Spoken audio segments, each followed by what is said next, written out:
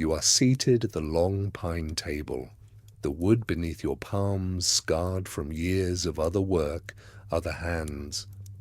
The kerosene lamp burns low beside your open notebook, its yellow light pooling on the surface in a rough circle that does not quite reach the edges. Beyond that circle, the shed dissolves into darkness, not the soft darkness of a bedroom, but the particular cold dark of a space never meant for human comfort. The flame trembles slightly, and the shadows of glass vessels shift along the far wall, beakers and crucibles catching fragments of light, holding them briefly, letting them go. You can see the faint outline of the iron stove in the corner, its belly glowing dull red through the grate. Not enough heat to reach you here, but enough to know it is still burning. Your hands are cold. You can feel it through the wool of your dress, through the shawl pulled tight around your shoulders. The cold is not traumatic. It simply is. A fact you register the way you register the grain of the wood beneath your fingertips or the smell of lamp oil mixing with something sharper. Pitchblende dust and the residue of acids long since evaporated. The darkness presses against the windows. You cannot see through them, but you know what is there. Rain falling somewhere beyond the glass, the streets of Paris empty and wet. Inside, the silence is not quite silence. The low breath of the stove, the occasional tick of cooling metal, the scratch of your pen when you reach for it. You have been here for hours already. You will be here for hours more. This is familiar. The weight of the night settling over the shed, the way the lamplight makes the table feel like the only real thing in the room. You open the notebook.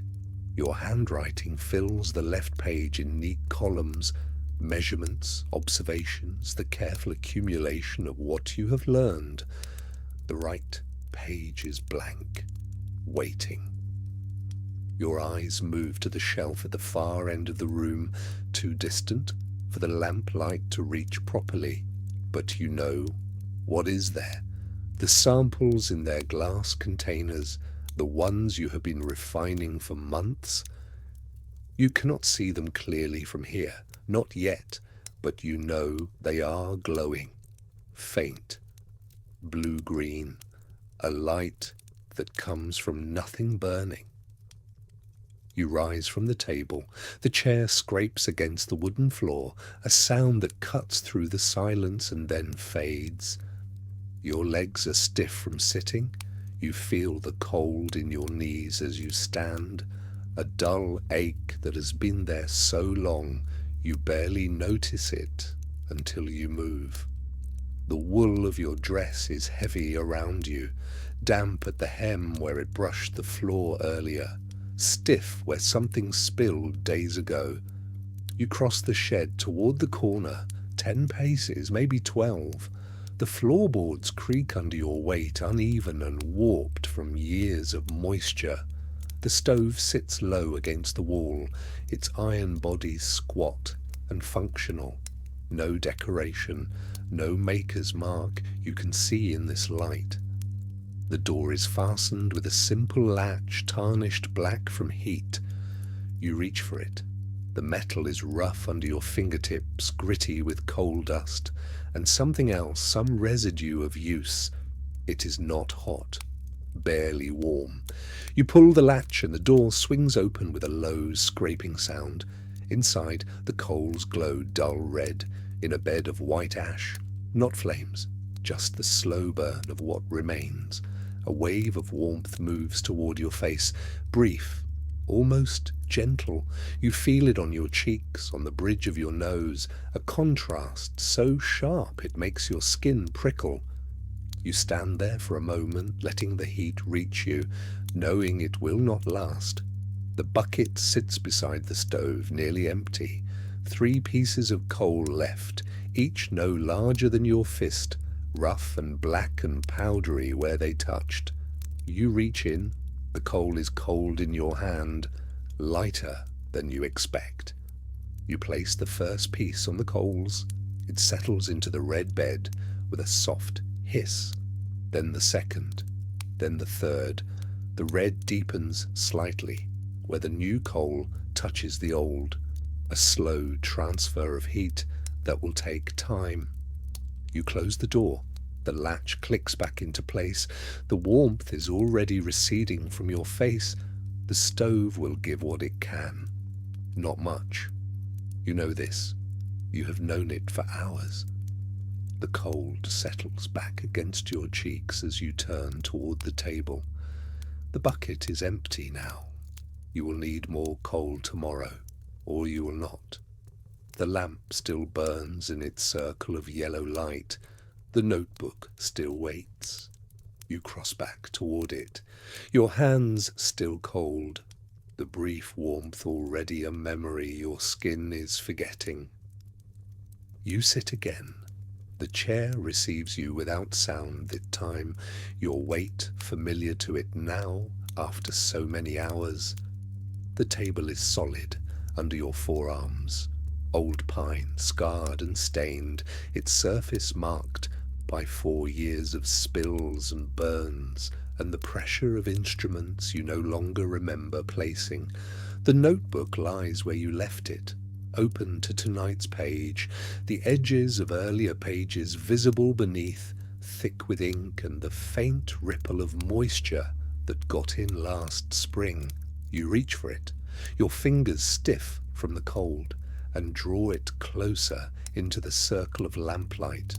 The kerosene flame steady beside you, casting its yellow glow across the columns you began this afternoon. The ink is black, your own hand, the numbers precise in their rows, mass in grams, residue after evaporation, the ratio calculated in the third column, each figure checked twice before you allowed yourself to write it. You have taught yourself this precision. No one showed you how to make these tables, how to organize what you are learning into something you can see. You learned it the way you learned to distill pitchblende, to separate what glows from what does not, by doing it, by failing, by beginning again. Your fingertip traces down the first column. December 17th, 3.2 grams, starting material, residue 0.4 grams, ratio 7.8 to 1. December 18th, 4.1 grams, residue 0.5, ratio 8.1 to 1. December 19th, 3.7 grams, residue 0.5, ratio 7.5 to 1. The numbers do not vary wildly, they should not, but there is something else beneath them, a steadiness you have been watching for weeks now. The ratios do not drift, they converge. The glow in the samples on the far shelf has not dimmed. You measured it 3 nights ago with the electrometer Pierre built, and it has not changed. This is not phosphorescence. Phosphorescence fades. You have seen it fade in 100 substances, sulfides and minerals that hold light for minutes or hours and then go dark, but this does not fade. You turn the page back. 1 day, then 2, then a week. The columns stretch backward through November, October. The ink slightly faded on the older pages, but the numbers still clear. Always the same range, 7.4 to 8.2. Always the concentration increasing as you remove what does not glow, always the light remaining. Your fingertip pauses on a number from 6 weeks ago, 7.9 to 1. Almost exactly tonight's result. You feel something tighten in your chest. Not excitement, not yet. Just the quiet recognition of a pattern that will not break. You have suspected this for a month now, that what you are isolating is not a compound of something known, not barium with an impurity, not a trick of contamination, but something that exists, something with its own nature, its own constancy. You close the notebook slowly, your hand resting on the cover. The lamplight falls across your fingers. the skin red and chapped, the nails worn down. You do not write the conclusion, not yet, but you feel it settling in you, patient, certain, waiting for the numbers to say it themselves. The sound comes softly at first, a tap against the roof above your head, then another, irregular, like fingertips testing a surface. You do not lift your eyes from the page, your hand still resting on the closed notebook, but you hear it. The way you hear the stove's low breath or the creak of the table under your elbows, a fact of the night, registering without interrupting. The tapping multiplies, becomes a whisper. Rain, finding the gaps in the old shingles, spreading across the pitched roof in no pattern you can predict. You hear, where it finds the wood, a softer sound, almost a hush, and where it strikes the few patches of tin someone nailed over the worst holes years ago, a brighter note, quicker, like small coins dropping. Your breathing slows, listening now without deciding to listen. The rain reaches the far corner where the roof sags lowest, and you hear the first drip, a single drop falling into the tin pail near the door, a clear, high sound, like a bell struck once, then silence, then another. You know that pail, dented, the bottom pooled with rust-coloured water from last week's storm. You placed it there yourself, nudging it with your boot until it sat under the worst of the leak. Now it receives the rain, drop by drop, each one a small punctuation in the larger whisper above. The rhythm is not steady. 3 drops close together, then a pause, then one alone, then 2. Your hand moves from the notebook to the edge of the table, fingers tracing the grain of the pine, worn smooth by years of use, of elbows resting, of instruments dragged across. You can feel the cold in the wood, the dampness the rain brings even through the walls. The stove hisses softly behind you, its warmth reaching only as far as your shoulders, leaving your feet and the air near the floor untouched. The rain is steady now, no longer tentative, a continuous texture of sound, high on the roof, softer against the single window, brightest in the pail where each drop rings and fades. You think of nothing, your mind quiet as the columns of numbers settle in you, as the rain settles over the shed, over the narrow street outside, over the city beyond. You do not move to adjust the pail or to check the other corners for new leaks. You simply sit, your hand on the table, your notebook closed, the lamp burning low beside you, listening to the night as it shifts, as the rain fills the silence you have been working in, turns it into something else, something textured, layered, still. The air smells faintly of wet wood now, of dust dampened, of the iron tang of rain on metal. You breathe it in, slow, even, your shoulders beginning to ease, your spine softening against the back of the chair. The rain continues, patient, inexhaustible, asking nothing. You rise from the chair slowly, your knees stiff from the cold and the long sitting, and you reach for the small crucible on the shelf to your left. Your fingers close around it, carefully, feeling its weight, no heavier than a child's cup, but dense, the glass thick at the base where the substance has settled.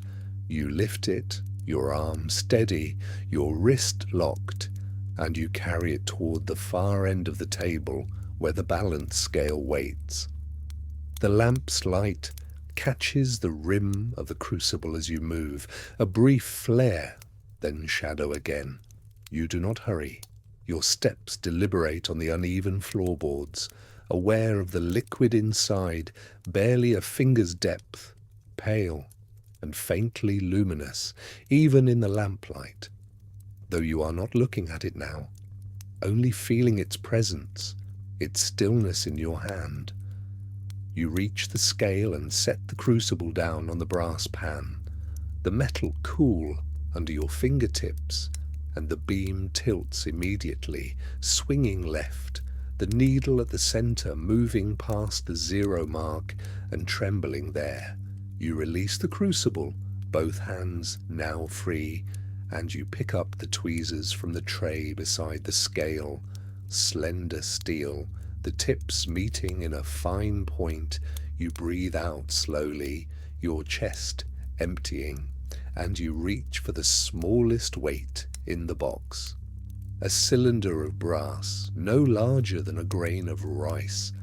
You lift it with the tweezers, bring it to the right-hand pan, and place it gently.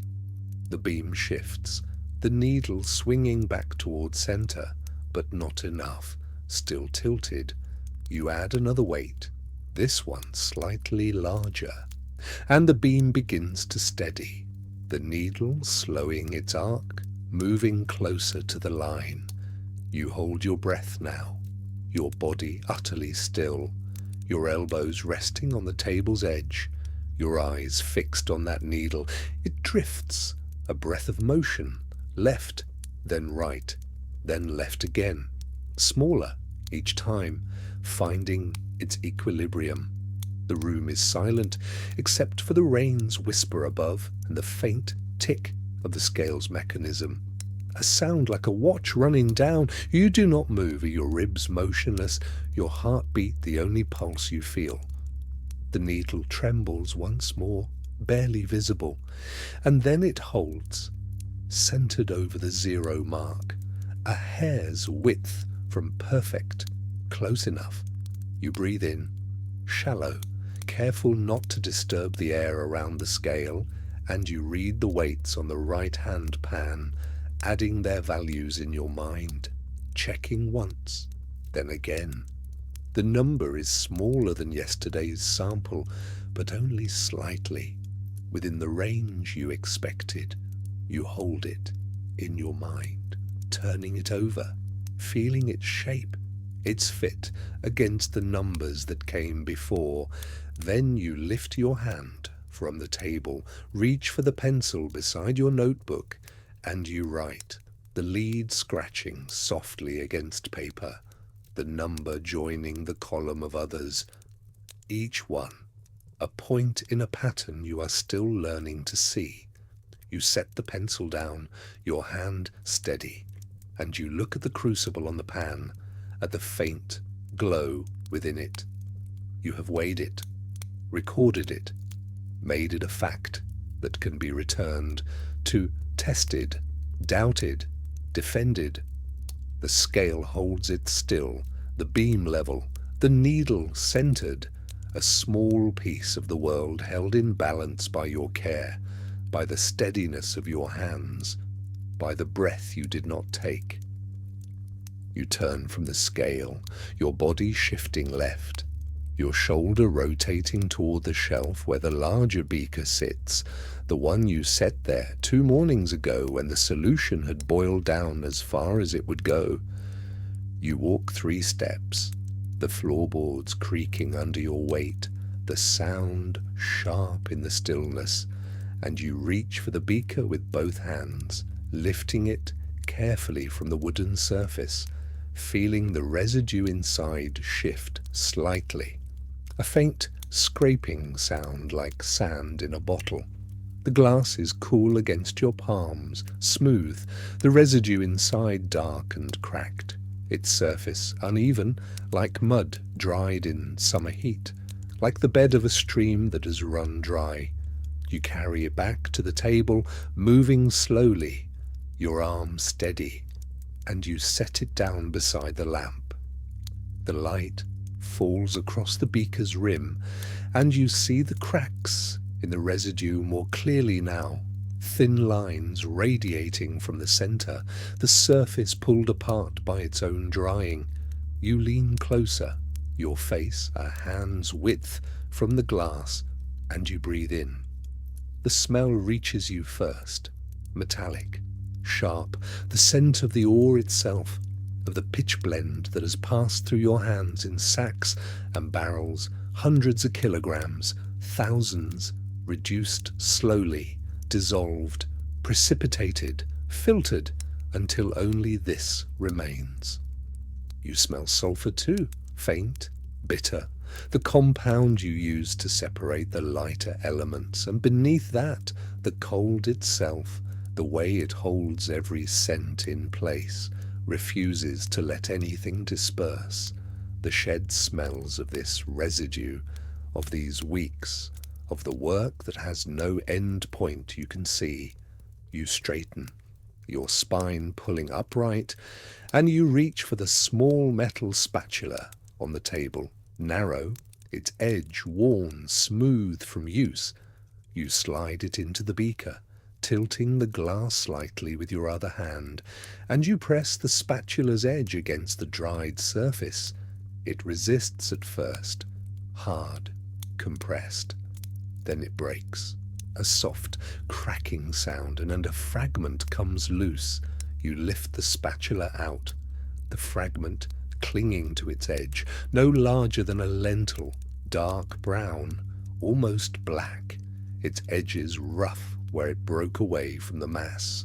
You hold it over a clean watch glass, a shallow dish of clear crystal, and you tap the spatula's handle gently against the table's edge. The fragment falls, landing without sound, a small heap, barely enough to cover the glass's center.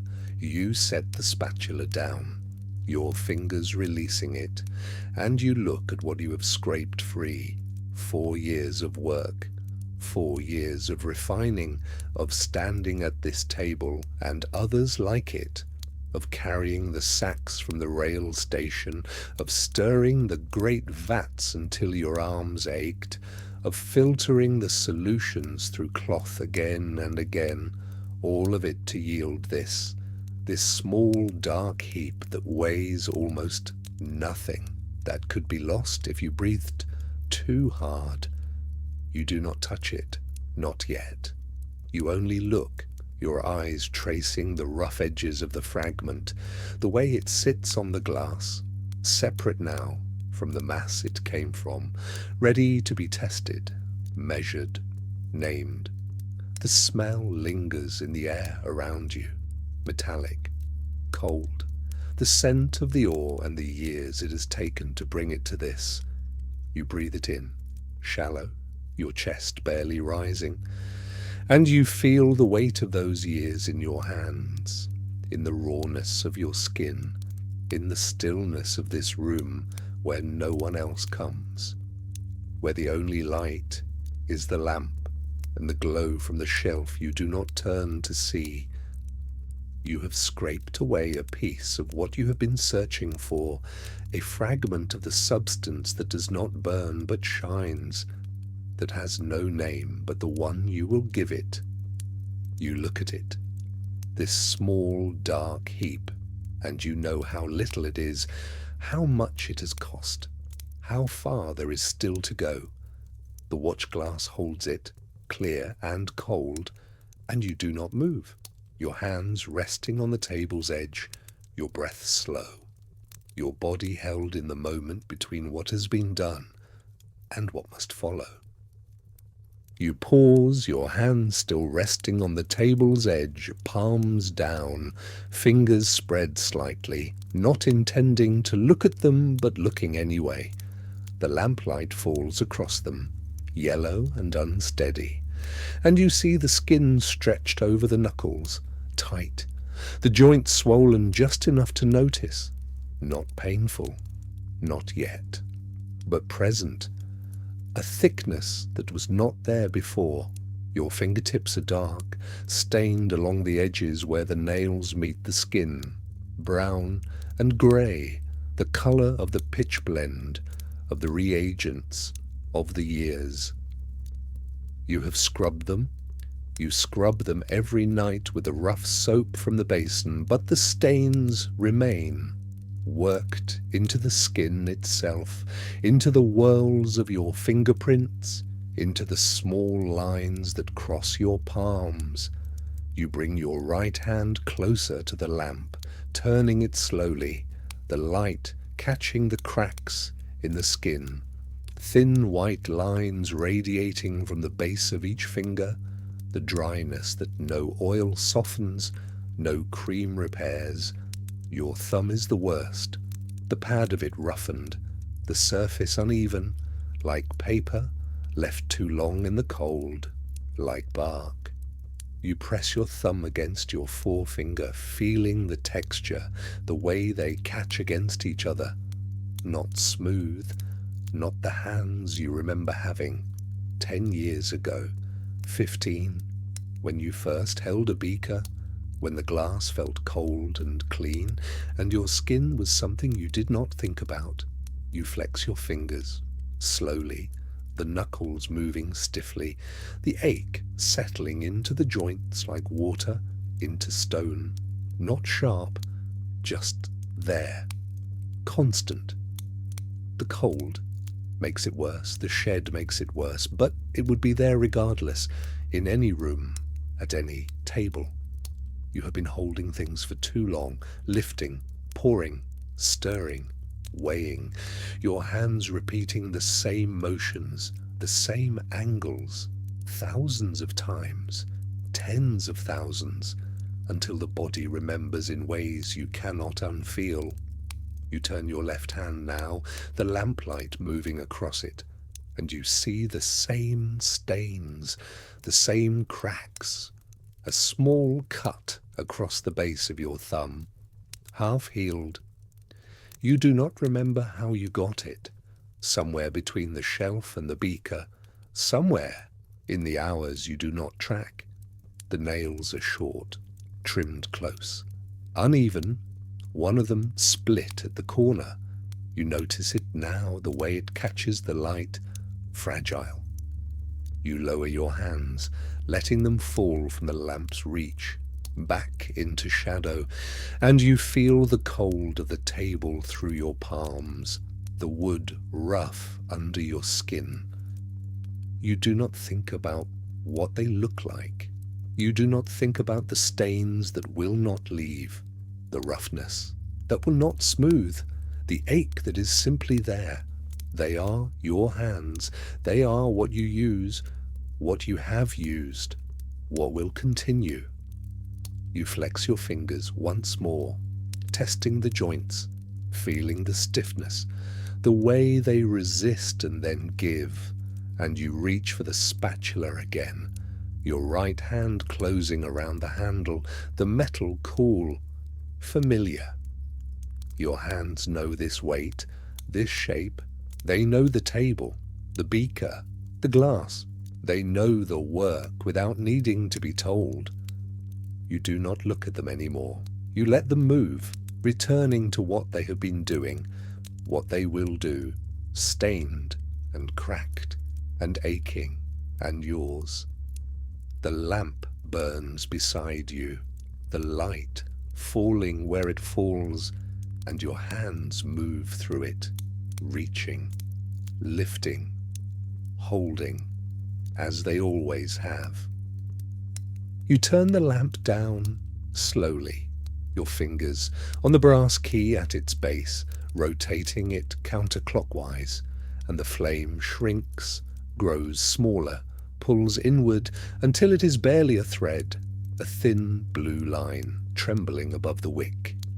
The yellow light fades from the table, from the walls, from the shelves, and the room darkens, not to black, but to something close, a deep grey, the kind of darkness where shapes lose their edges, where the eye must reach for what it knows is there.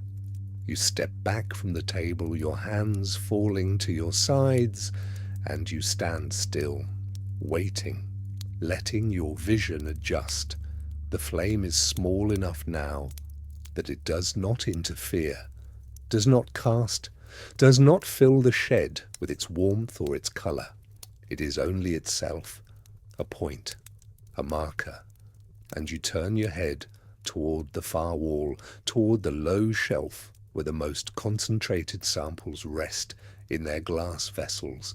You have been watching them for weeks, measuring them, recording their weight and their behaviour, but always in lamplight, always with the flame bright enough to work by. And the glow they gave was faint, easy to miss, easy to dismiss as reflection, as something your tired eyes invented. But now, in this near darkness, you see it clearly. The vessels glow, 4 of them, arranged in a line on the wooden shelf, small glass beakers and 1 shallow dish, and the light comes from within them, from the substance itself, blue-green, pale, steady, like moonlight trapped in water, like the deep colour of winter ice where the lake is thickest. You take a step closer, your shoes soundless on the stone floor, and the glow does not change, does not flicker, does not respond to your movement. It is constant, unwavering, a light that needs nothing, no flame, no oil, no spark. It simply is. You stop an arm's length from the shelf, close enough to see the glass clearly, the curved sides of the beakers, the flat bottom of the dish, and inside, the powder, grey-white in daylight, now luminous, glowing as though lit from beneath, as though the particles themselves carry something that escapes them, a slow emission, a leak of light. You crouch down, bringing your face level with the shelf, your knees pressing into the cold floor, and you stare. The glow is soft, not harsh, not burning. It does not hurt to look at. It does not push against your eyes the way the lamp does, the way sunlight through the window does. It is gentle, patient, a light that has been there all along, waiting to be seen. You lift your hand slowly and hold it near the glass, not touching, just close. And the glow falls across your palm, across your fingers, painting them blue-green, the stains and cracks still visible but softened, transformed. Your hand looks strange in this light, not yours, not anyone's, just a shape, a thing made visible by something that should not exist. You lower your hand, resting it on your knee, and you keep watching. The powder does not diminish, does not darken, does not tire. It glows as it did an hour ago, as it did yesterday, as it did the first night you stayed late enough to see it, uninterrupted, tireless, a fact that no theory yet contains. Behind you, the lamp's small flame hisses softly, the only sound in the room, the only warmth. But it is nothing compared to this, to the cold, steady light of the substance on the shelf, the light that comes from no combustion, no reaction, no process you were taught to expect. You breathe in, slowly, the cold air filling your lungs, and you feel the stillness of the moment, the weight of it, not excitement, not triumph, just presence. The quiet certainty that you are looking at something the world does not yet have words for, something that will require new words, new ways of thinking. You stay crouched there, watching the glow, letting it fill the space behind your eyes, blue-green and constant, and you do not move, not yet. You let the fact of it settle, deeper than measurement, deeper than proof. You are watching light that is not fire, and it does not go out. You rise slowly, your knees stiff from the cold floor, and you turn back toward the table.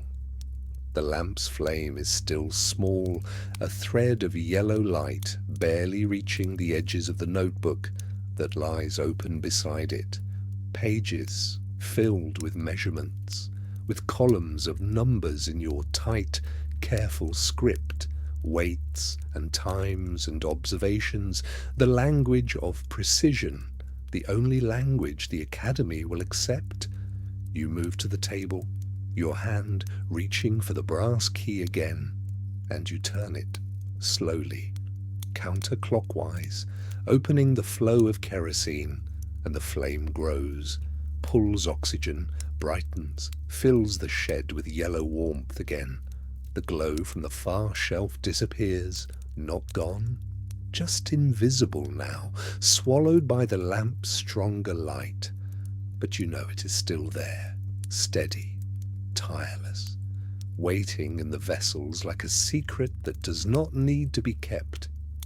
You pull the chair closer, the legs scraping against stone, and you sit, your spine straight despite the hours, despite the cold that has worked its way into your shoulders, your hips, the base of your skull. You feel your heartbeat, steady, unrushed, a rhythm that has not changed, not quickened, not faltered, even as you watched the light that should not exist. Your body knows before your mind does, knows the way a fact settles, the way certainty feels, not like excitement, not like relief, just like truth, solid, immovable.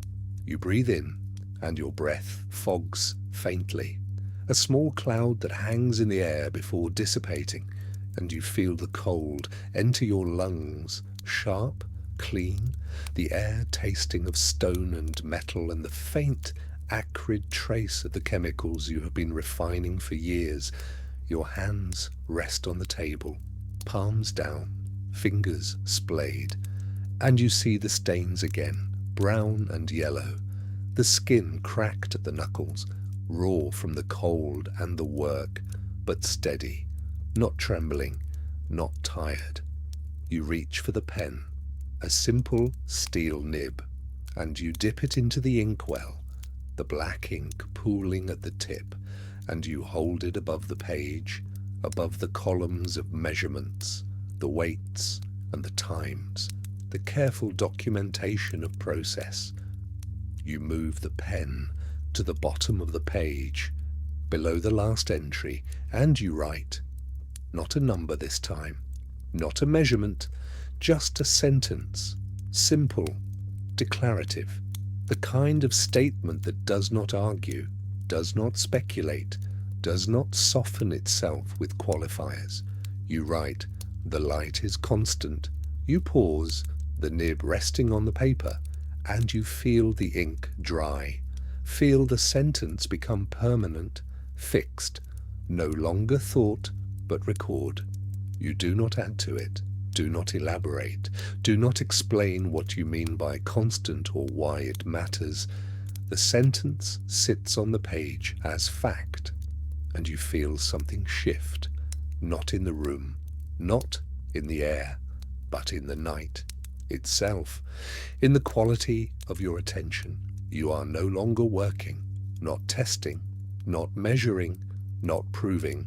You are witnessing, sitting in a cold shed with a substance that glows without burning, and you have written it down, made it real in the only way the world will recognize, through ink on paper, through your handwriting, through the careful record that will survive you. Your heartbeat continues, steady. Your breath fogs again, and you sit back in the chair, your hands folding in your lap, and you look at the notebook, at the sentence you have written, at the lamp burning beside it, and you feel the night settle, not ending, not resolving, just deepening, holding you in this moment, this room, this cold, this light. You close your eyes for a moment, not to rest, just to feel the certainty in your chest, the way your body has already accepted what your mind is still learning to articulate, that the substance on the shelf is not behaving the way matter should, that it is giving something continuously, without loss, without end, and that you are the one who has seen it, who has stayed late enough, worked long enough, believed enough to look. You open your eyes, and the lamp is still burning, the notebook still open, the sentence still there, waiting to be read, to be challenged, to be proven again and again, until the world believes it too. The coal in the stove has burned down to embers, a low orange glow behind the iron grate, barely visible in the lamplight, and you do not rise to add more. Your body remains in the chair, your hands folded in your lap, your breath still fogging faintly in the air before you, the heat that filled the shed earlier, the warmth that pressed against the stone walls and made the air shimmer above the stove, is leaving now, not suddenly, not with the rush of wind through a door, but slowly, steadily, the way water drains from a basin. You feel it first on your face, the skin along your cheekbones, the bridge of your nose, where the warmth had settled like a hand, now cooling, the air touching you with a different quality, sharper, clearer, more present. Your hands in your lap grow colder, the raw skin at your knuckles tightening, the stains on your palms darker in the lamplight, and you do not rub them together, do not pull them inside your sleeves. You let the cold come, let it move through the shed like something returning to a place it has always belonged. The stone floor beneath your feet radiates cold upward through the worn leather of your boots, through the wool of your stockings, into the soles of your feet, your ankles, the base of your calves. You feel your toes curl slightly, an involuntary response, your body trying to hold warmth, but you do not stand, do not move toward the stove. The cold is part of the room now, part of the night, part of the conditions under which this work occurs, the same as the leaking roof, the same as the pitchblende dust that settles on every surface, the same as the hours. You breathe in, and the air in your lungs is sharp, clean, tasting of stone and metal and the faint trace of kerosene from the lamp. Your chest expands, holds the cold air, and you feel your heartbeat against it, steady, unrushed, your body accommodating what it cannot change. The shed creaks, a soft sound, wood contracting as the temperature drops, and you hear it settle, the way a house settles at night, the way matter adjusts to its circumstances. The lamp flame burns smaller now, the wick consuming what remains in the reservoir, and the yellow light does not reach as far as it did. The shadows along the walls are deeper, the corners darker, and the far shelf where the vessels sit is barely visible, just shapes, the faint blue-green glow, hidden again beneath the lamp's diminished light, but still there, still constant. You sit in the cold, your spine straight, your hands folded, your breath visible in the air, and you do not feel discomfort, not exactly. You feel presence of the cold as a thing that exists, that has weight, that fills the space around you the way the heat did earlier, only quieter, more patient, asking nothing. Your shoulders are cold now, the wool of your dress not enough against the night, and you feel the cold settle into the hollows of your collarbone, the base of your neck, the small of your back, where your spine curves against the chair. You do not shiver. Your body is still, your muscles holding their position, and the cold becomes another measurement, another variable, another element of the room you have learned to work within. You close your eyes for a moment, not to rest, just to feel the air against your eyelids, cool, steady, the darkness behind them deeper than the lamplight allows, and you breathe slowly, your lungs filling, your chest rising, and you accept the cold, the same way you have accepted the hours, the doubt, the empty shed, the work that does not end. It is simply here, part of the night, part of what it means to sit in this room, with this light, with this truth, waiting. The rain outside has thinned, no longer the steady percussion against the shed's roof, but something slower, more hesitant, individual drops finding their way through the cold air, striking the tiles above you with a sound like a fingertip tapping glass, and then silence. You listen to the interval between drops, the space where no sound comes, and it grows longer. 5 seconds, 10. The night deepening into an hour when no one wakes, when the city beyond these walls lies still beneath the wet streets.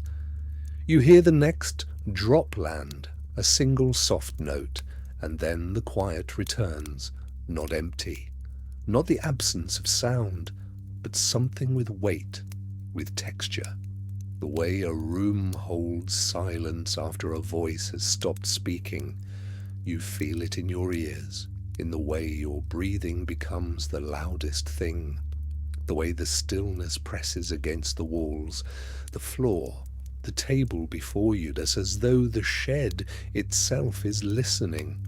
The wood creaks, a long, slow sound from the beam above your head, the timber adjusting to the cold, contracting as the temperature falls, and you hear the grain of it, the fibers tightening, pulling inward, the way muscle tightens around bone. It is not sudden, not a snap or a crack, but a gradual yielding, the sound of matter responding to what surrounds it, accepting the conditions it cannot resist. Another creak, this one from the far wall, where the pine boards meet the stone, a softer sound, almost a sigh, and you do not turn to look. You remain still, your hands folded on the table, your palms flat against each other, the rough skin of your knuckles pressing together, the stains dark in the dim lamplight. Your notebook sits closed beside your hands, the leather cover cool under the edge of your smallest finger. The pages inside filled with columns of numbers, measurements that will not change when you open it again. That will still mean what they mean now, still point to the same invisible architecture you have been tracing for 4 years. You do not reach for the pen. Do not open the cover. The work is complete enough for tonight, not finished, never finished, but brought to a place where it can rest, where you can leave it without losing what you have found. Your shoulders are cold, the wool of your dress heavy against your skin but not warm, and you feel the cold settling deeper now into your ribs, the space between your shoulder blades, the hollow at the base of your throat. Your breath fogs faintly in the air before you, small clouds that hang for a moment and then dissipate, and you watch them, the way they form, the way they vanish, the way your body continues its work even when you are still.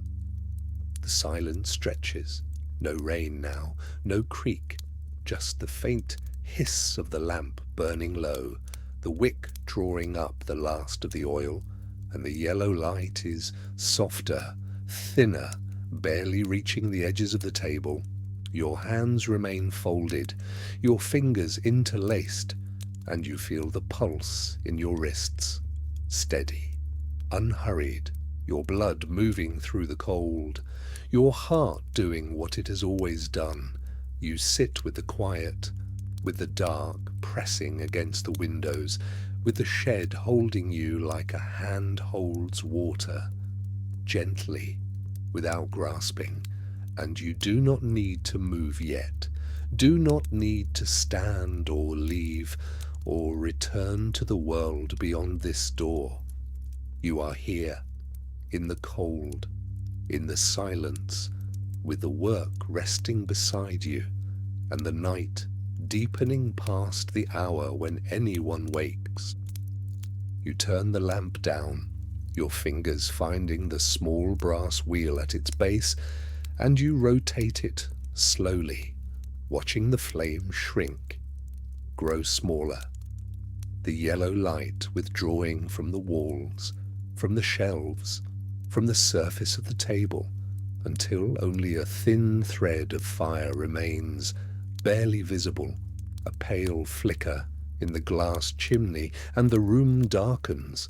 The shadows deepen, moving in from the corners, filling the space the lamplight held, and your eyes adjust, pupils widening, the darkness becoming not an absence, but a presence, something with texture, with depth, and then you see it, the glow, faint, steady, blue-green, coming from the far shelf.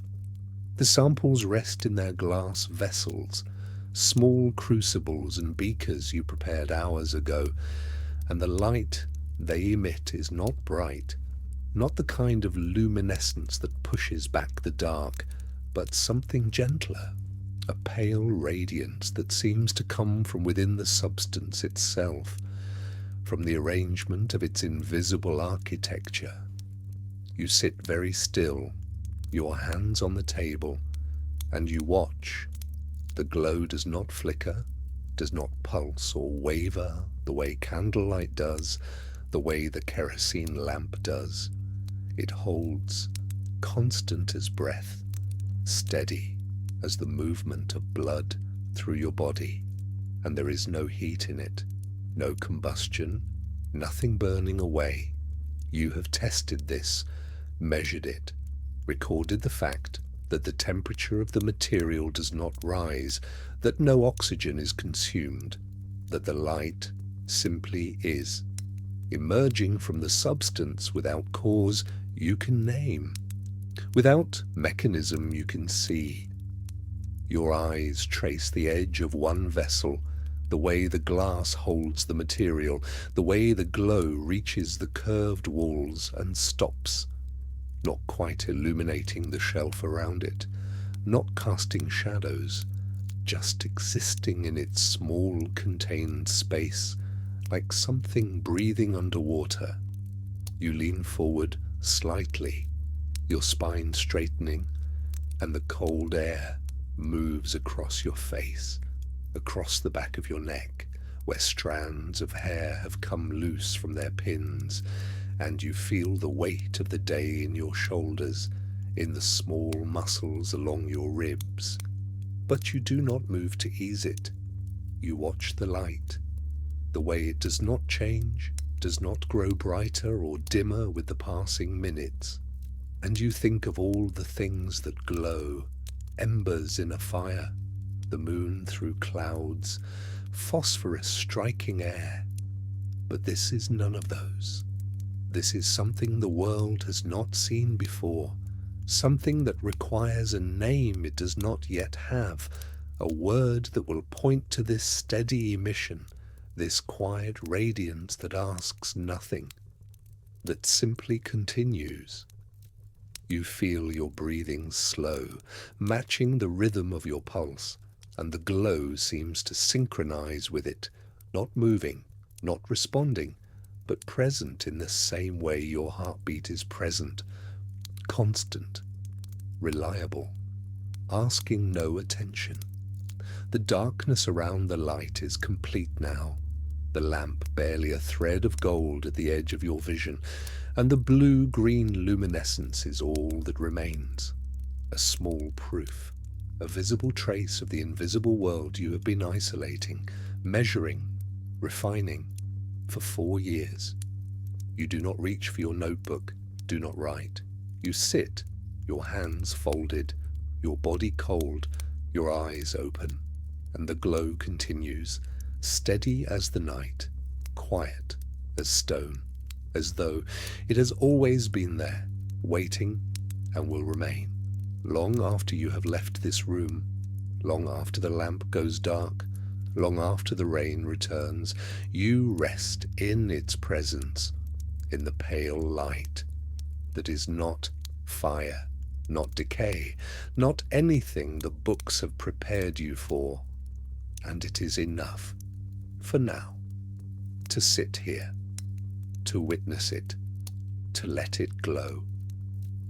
You fold your arms on the table, one over the other, your elbows finding the worn pine where the grain has been smoothed by years of other hands, other work, and you lower your head onto your forearms slowly, the weight of your skull settling into the cradle your arms make, your cheek against the wool of your sleeve, rough fabric that smells faintly of pitchblende dust and the lamp oil you spilled earlier. Your spine curves forward, the small bones along your back releasing the tension they have held all night, all week, and your shoulders drop, no longer braced against the cold, no longer holding the posture of observation. You can feel the table beneath you, solid, unyielding, the edge pressing gently into your ribs where your body leans against it, and the sensation is grounding, like the table is holding you in place, keeping you from drifting.